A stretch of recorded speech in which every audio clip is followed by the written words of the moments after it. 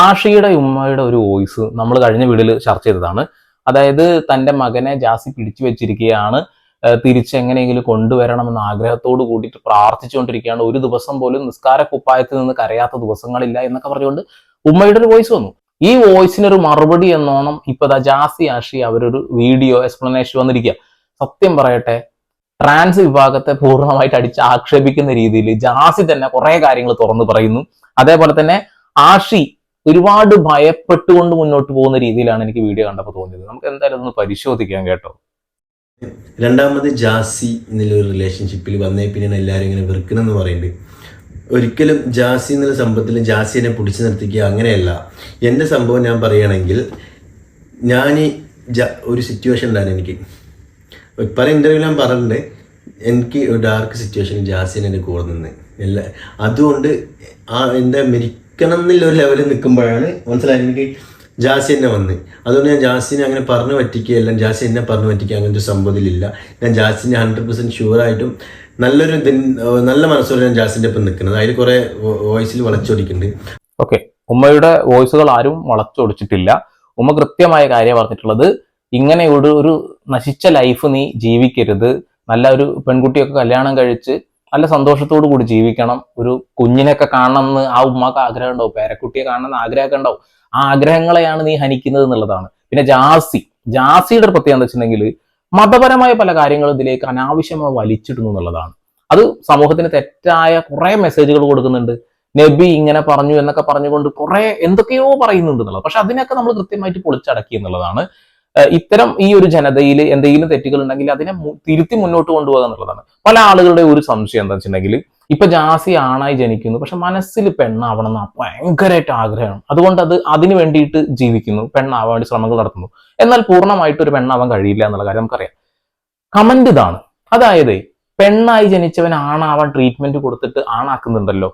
ആണായി ജനിച്ചവൻ പെണ്ണാവണം എന്ന് ആഗ്രഹിക്കുന്നുണ്ടെന്നുണ്ടെങ്കിൽ അവനെ ആണാക്കി തുടരാൻ ആ ഒരു ട്രീറ്റ്മെന്റ് എടുത്താൽ പോരെ എന്നുള്ളത് ഒരു ചോദ്യമാണ്. എനിക്കൊരു സംശയം അവിടെ കിടക്കുന്നുണ്ട്. അതെന്തുകൊണ്ട് നടക്കുന്നില്ല? അങ്ങനെ മാറ്റാൻ കഴിയാത്തത് കൊണ്ടൊന്നല്ല. ഇപ്പൊ ഉപ്പ മരിച്ചതിന് ശേഷം, ഉപ്പ ഒരു ആക്സിഡന്റിൽ ഒങ്ങാനാണ് മരിക്കുന്നത്.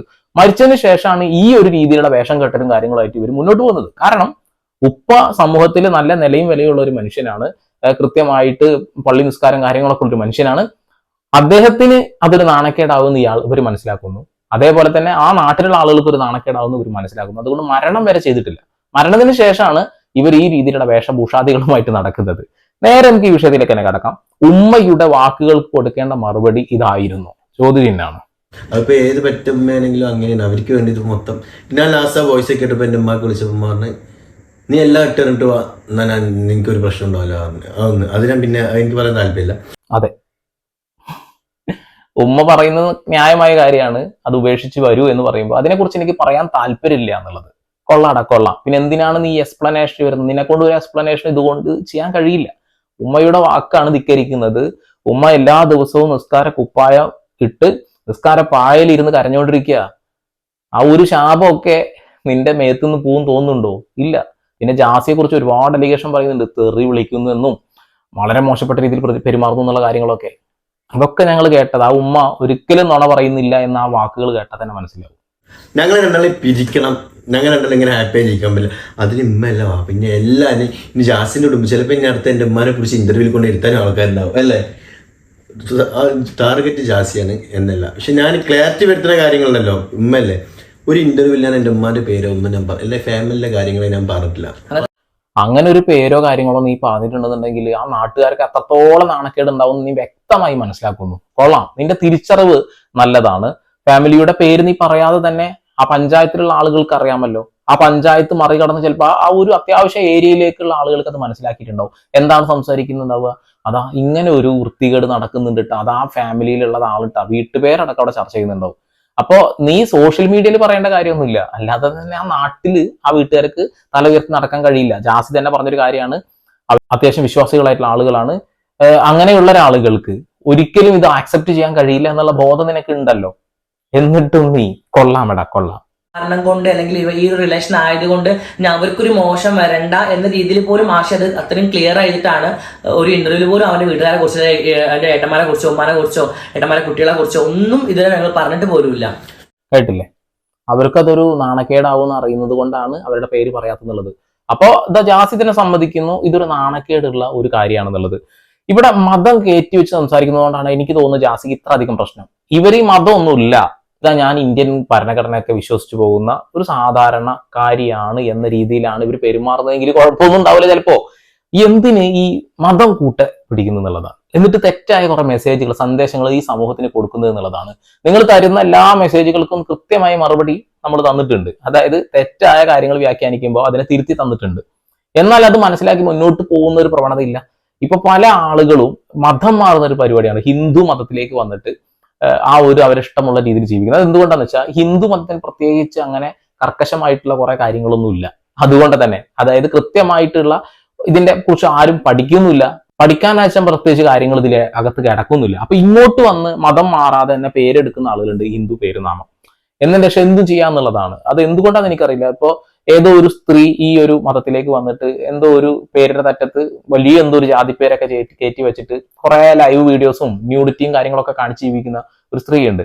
അപ്പൊ അവരെ കുറിച്ചിട്ട് ഇവിടെ ഹൈന്ദവരായ ആളുകൾക്ക് സംസാരിക്കാൻ കഴിയുന്നത് വെച്ചാൽ ഈ ദേവദാസികളും മറ്റുള്ള കാര്യങ്ങളൊക്കെ ഇതിലുണ്ടല്ലോ എന്നുള്ള ഒരു കാര്യം വെച്ചുകൊണ്ടും, പിന്നെ ചില അമ്പലങ്ങളിലൊക്കെ ചില ഈ കാമ സംഭവങ്ങളും ബന്ധപ്പെട്ടുള്ള കുറെ ശില്പങ്ങളൊക്കെ ഉള്ളത് കൊണ്ടും അതുകൊണ്ടൊക്കെ തന്നെ കാമസൂത്രയൊക്കെ ഉള്ളത് കൊണ്ടൊക്കെ തന്നെ ഇവിടെ വന്ന് എന്ത് ചെയ്യാമെന്നുള്ള ഒരു ധാരണയിലാണ് പല ആളുകൾ വരുന്നത്. തീർച്ചയായിട്ടും അത് അങ്ങനെ തന്നെയാണെന്ന് എനിക്കും തോന്നിപ്പോയിട്ടുണ്ട്.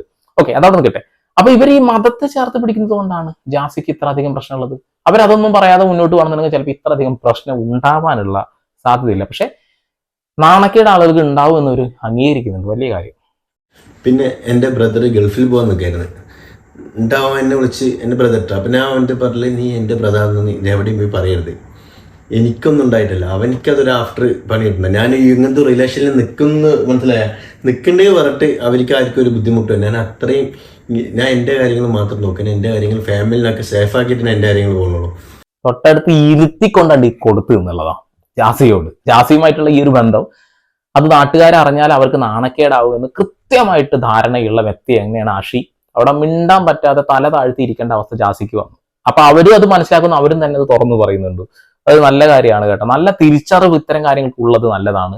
സമൂഹം എന്ത് രീതിയിലാണ് നിങ്ങളെ കാണുന്നതെന്ന് മനസ്സിലാക്കാനുള്ള ഒരു ബോധം ഉണ്ടാക്കിയെടുക്കുന്നത് നല്ലത് തന്നെ.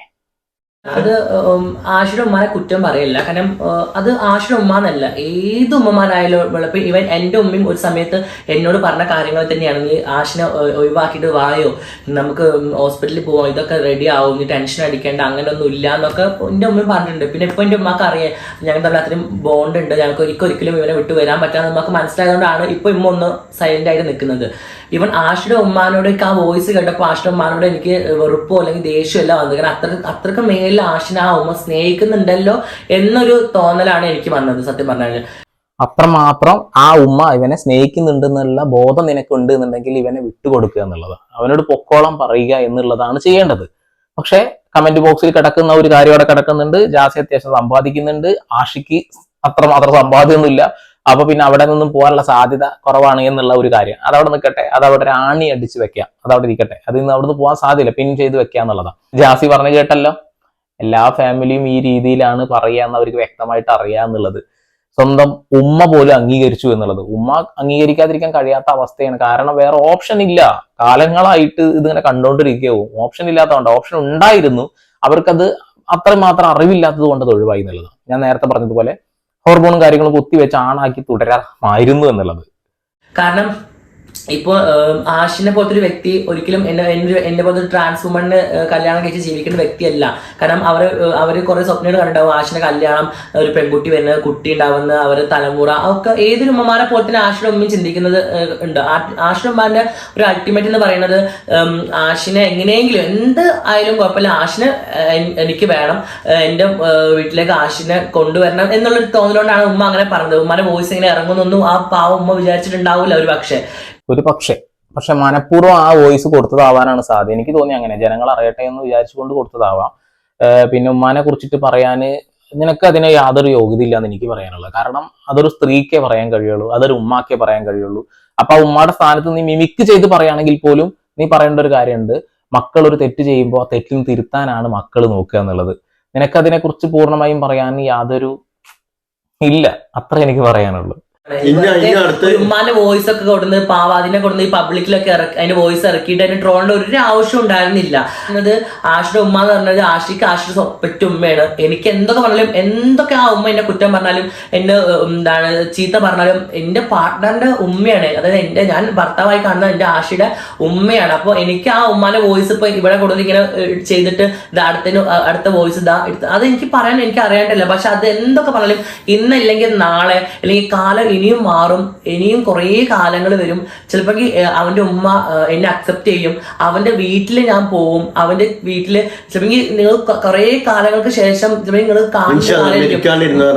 കുറെ കാലങ്ങൾക്ക് ശേഷം അവന്റെ ഉമ്മ എന്നെ അക്സെപ്റ്റ് ചെയ്യാന്നുണ്ടെങ്കിൽ അവന്റെ വീട്ടിലെ കിച്ചണിൽ ഞാൻ കുക്ക് ചെയ്യുന്ന വീഡിയോസ് ലൈവോ നിങ്ങൾക്ക് കാണാൻ വേണ്ടി പറ്റും.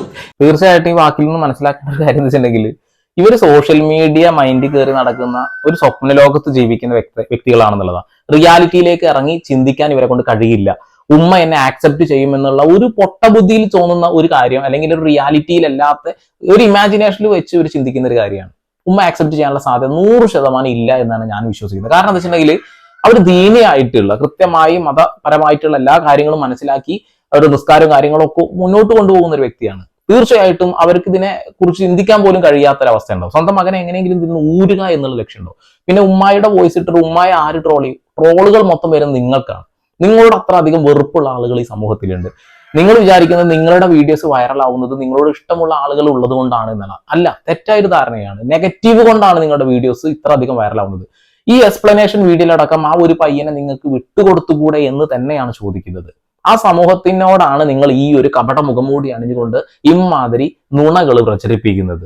കൊള്ളാം, ഭാവിയിൽ സോഷ്യൽ മീഡിയയിൽ ചിലപ്പോൾ ആ വീട്ടിൽ നിന്നും വീഡിയോസ് ഇടാൻ എനിക്കൊണ്ട് കഴിയും എന്നുള്ളത് കൊള്ളാം. ആ സ്വപ്ന ലോകത്ത് നിന്നും ഒന്ന് റിയാലിറ്റിയിലേക്ക് ഇറങ്ങി വരിക. ഈ വീഡിയോ കണ്ടോണ്ടിരിക്കുന്ന ആൾക്കാരോട് ഞാൻ ചോദിക്കട്ടെ, നിങ്ങളെ മക്കള് നാളെ ഒരു ട്രാൻസ്വുമണിനെ കല്യാണം കഴിച്ച് വീട്ടിലേക്ക് കൊണ്ടുവന്നാൽ നിങ്ങൾ സ്വീകരിക്കുവോ? ഇല്ല, ആരും സ്വീകരിക്കില്ല. ഈ വാക്കിൽ നിന്നാണ് കൃത്യമായി ട്രാൻസിനെ അവഹേളിക്കുന്നത് എന്ന കാര്യത്തിൽ ഒരു തർക്കവും വേണ്ടല്ലോ. നിങ്ങൾ ആരെങ്കിലും കല്ലുപ്പ് കലക്കിയ പായസം തന്ന കുടിക്കില്ല. കാരണം എന്താ വെച്ചാൽ അതിൽ മധുരമാണ് വേണ്ടത്. ഇവിടെ മധുരല്ല, കയ്പാണ്, അതേപോലെ തന്നെ പുളിപ്പാണ്, അതേപോലെ തന്നെ ഉപ്പ് രസമാണ്. കൃത്യമായിട്ട് കാര്യം പറയുന്നു.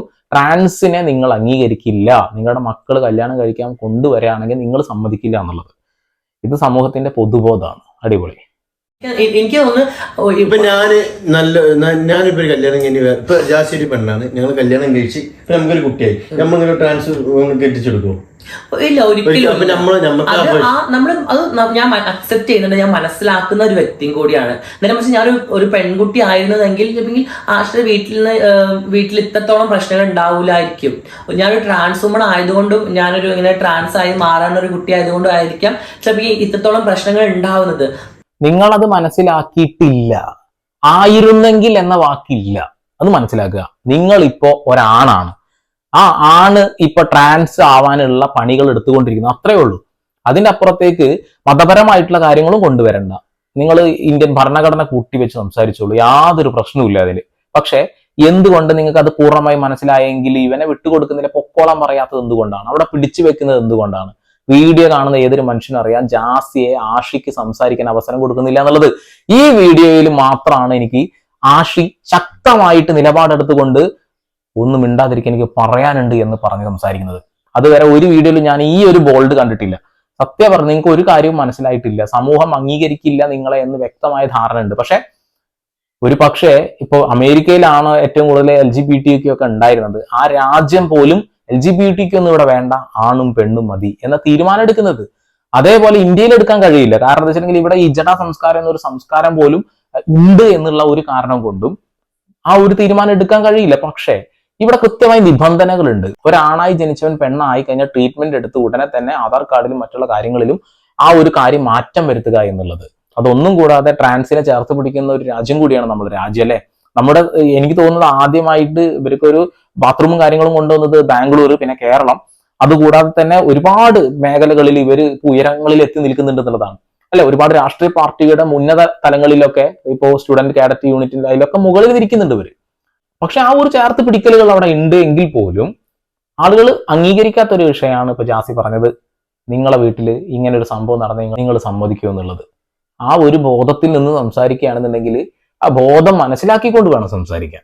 ഇതൊക്കെ കേട്ട് ഉമ്മാക്ക് കോൾ ചെയ്തപ്പോൾ ഉമ്മ പറഞ്ഞ കാര്യം നീ ഇതെല്ലാം ഇട്ടിരുന്നു വാ. ഞാൻ പറഞ്ഞ ഉമ്മ ഇപ്പം ഇത് ആർക്കാഴ്ച വോയിസ് ആണ്, ഇത് എന്തിനാണ്? അപ്പം ഉമ്മ പറഞ്ഞ എന്താ വെച്ചാൽ എങ്ങനെയും നീ ഇതെല്ലാം ഇട്ടിരുന്നു വാ. പിന്നെ ജാസി തെറി വിളിച്ച് ഈ കാര്യങ്ങൾ അതൊന്നും എനിക്കിതെന്താ സംഭവം ഒന്നും അറിയില്ല കേട്ടാ. എനിക്ക് അല്ലേ ജാസി തെറി വിളിച്ച കാര്യം ഇതിൽ ജാസി അങ്ങനെ ഒരു കമ്മ്യൂണിക്കേഷൻ നടത്തിയെന്ന് ആഷിക്കറിയില്ല. ഉമ്മ പറയുന്ന വാക്ക് പൂർണ്ണമായിട്ടും തള്ളുകയല്ല ആഷി ചെയ്തത്. അങ്ങനെ ചെയ്തിട്ടുണ്ടോ എന്ന് എനിക്കറിയില്ല എന്ന് പറയുന്നത്. അപ്പൊ ഉമ്മ നുണ പറയുകയാണ് എന്ന് നമ്മൾ എങ്ങനെ വിശ്വസിക്കുക? ഒരിക്കലുമില്ല. ഉമ്മയുടെ വാക്കുകൾ നുണയായിട്ട് എനിക്ക് തോന്നുന്നില്ല.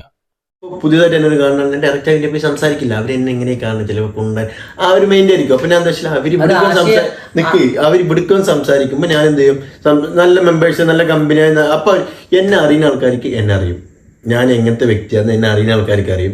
അല്ലാണ്ട് ഞാൻ എല്ലാവരുടെയും പോയി അവിടേക്ക് സംസാരിക്കില്ല. അവിടേക്ക് സംസാരിച്ച് ആ ഒരു സംഭവം കൊണ്ടാണ് ഇപ്പം ഇത്രയും വഷളായത്. ഇത്രയും കാലം ഞാൻ സംസാരിക്കാണ്ട് ഇരുന്നതുകൊണ്ടാണ് ഈ ജാസി ആഷി പിന്നെ ഈ വോയിസ് ഒക്കെ ഇട്ട് ഇങ്ങനെ വഷളാക്കാനുള്ള കാരണം ഞാൻ ഇത്രയും കാലം ഉണ്ടാണ്ടിരുന്നുള്ള ഒറ്റ കാരണം കൊണ്ട് മാത്രമാണ്. അതുകൊണ്ട് മാത്രമാണോ എന്ന് വെച്ചിട്ടുണ്ടെങ്കിൽ അത് ഒരു സാധ്യതയാണ്. കാരണം എന്താ വെച്ചാൽ നിങ്ങൾക്ക് സംസാരിക്കാൻ അവസരം തരാറില്ല. ഈ ഒരു വീഡിയോ കണ്ടില്ലേ, ഇടയിൽ കയറി സംസാരിക്കുമ്പോൾ ജാസിയോട് മിണ്ടല്ലേ എന്ന് പറയുന്ന ആ ഒരു ഇത് നിങ്ങൾ മുന്നേ ആ സ്റ്റാൻഡ് എടുത്തിട്ടില്ല. ആ സ്റ്റാൻഡ് എടുക്കാത്തിടത്തോളം കാലം നിങ്ങൾ ആരായിട്ട് മാറും? നിങ്ങൾ നേരത്തെ പറഞ്ഞ ഗുണ്ടൻ എന്ന രീതിയിൽ ആളുകൾ പരിഗണിക്കുന്നു എന്നുള്ളതാണ്. നിങ്ങൾ തന്നെ തുറന്നു പറയുന്ന വാക്കുകൾ പല ആളുകളും എന്നെ ഗുണ്ടനായിട്ട് കാണുന്നുള്ളത് എന്ത് പറയാനാ? നിന്റെ ഉമ്മാന്റെ കർശനം അങ്ങോട്ട് നീ ഇതൊക്കെ പാവൊക്കെ അവിടെ കൊണ്ടുവെക്കും. ഞാൻ ഒരിക്കലും ഒരു പാവം ചെയ്തിട്ടില്ല. ഞാൻ ആകെ തെറ്റ് ചെയ്തിട്ടില്ല. ഞാൻ ഉമ്മാനെപ്പോൾ വിളിക്കലില്ല. ഉമ്മാശി നാട്ടിൽ കൂടെ ഞാൻ പോകും. പക്ഷെ അവർക്ക് മെയിൻ ജാസിനെ ഒഴിവാക്കണം. ഇല്ല വേറെ ഒന്നുമല്ല, ജാസിനെ ഒഴിവാക്കണം. ഞാനൊക്കെ എൻ്റെ ഫാമിലിയിൽ എൻ്റെ ഫാമിലി എൻ്റെ കസിൻസ് എല്ലാവരും കാണുന്ന വീഡിയോ ആയിരിക്കും. അവർക്ക് ഞാൻ എൻ്റെ കുടുംബത്തിൽ എങ്ങനെയായിരുന്നു എന്നുള്ള അവർക്ക് ശരിക്കും അറിയും. ഞാൻ എന്തായിരുന്നു ആ കുടുംബത്തിൽ എങ്ങനെയായിരുന്നു. പിന്നെ ഞാനായിട്ട് പിന്മാറിയതാണ്. ഒരാളും എൻ്റെ ഇപ്പോഴും എൻ്റെ കുടുംബത്തിൽ പോയി പറഞ്ഞാൽ ആരും എന്നെ ഒഴിവാക്കാൻ ഞാൻ കാരണം കൊണ്ട് ഇത് മനസ്സിലാക്കി പറയണ്ട. ഞാൻ കാരണം കൊണ്ട് അവർക്കൊരു പേര് വരാൻ പാടില്ല. അവര് ജാസിനെ വലിയൊരു സംഭവത്തിന് തലയിൽ വെച്ചെന്നല്ലേ പറഞ്ഞു. അത് തന്നെ പറഞ്ഞു. ജാസിയെ വലിയ എന്ത് സംഭവത്തിനെ തലയിൽ വെച്ച് നടക്കുന്നത്. ഫാമിലി എന്നെ ആക്സെപ്റ്റ് ചെയ്യില്ല, ഫാമിലിയെ ഞാൻ നാണം കെടുത്തില്ല. അപ്പൊ വ്യക്തമായ കാരണം ഉണ്ട്. എന്നാ ഉമ്മ പറയുന്ന വാക്കുകളൊന്നും ഞാൻ കേൾക്കില്ല. അവനെ വിട്ട് ഞാനില്ല. കൊള്ളാം. പാസ്പോർട്ടിനെ ലാറ്റ് ചെയ്താൽ സംബന്ധിച്ചാൽ ഞാൻ നാട്ടിലേക്ക് വന്നിട്ട് എൻ്റെ പാസ്പോർട്ടുള്ളത് എൻ്റെ വീട്ടിലാണ് ഉള്ളത്. എനിക്ക് ക്ലാരിറ്റി വരുത്തണം പറഞ്ഞാൽ അങ്ങനത്തെ കുറേ കാര്യങ്ങൾ ക്ലാരിറ്റി വരുത്തും. എന്താ വെച്ചാൽ വോയിസിനും കാറ്റിന് ചോദിക്കുമ്പോൾ എനിക്ക് പാസ്പോർട്ട് ഉണ്ട്, ഞാൻ ദുബായി പോട്ടെ, എനിക്ക് ഇവിടെ നിന്ന് നാട്ടിലെന്നാൽ ശരി, അങ്ങനത്തെ കുറേ കാര്യങ്ങൾ ചോദിക്കുമ്പോൾ എൻ്റെ ബ്രദറാണ് പാസ്പോർട്ട് പിടിച്ചിരിക്കുന്നത്. ഞാൻ കിട്ടാൻ വേണ്ടി പറയില്ല, പാസ്പോർട്ട് ജാസ്തി വോയിസോ അല്ലെങ്കിൽ അവന്റെ ഉമ്മാന്റെ വോയിസോ ഞങ്ങൾക്ക് എങ്ങനെ കൊടുന്ന ഇതിലിടാൻ ഞങ്ങൾക്ക് കുറച്ച്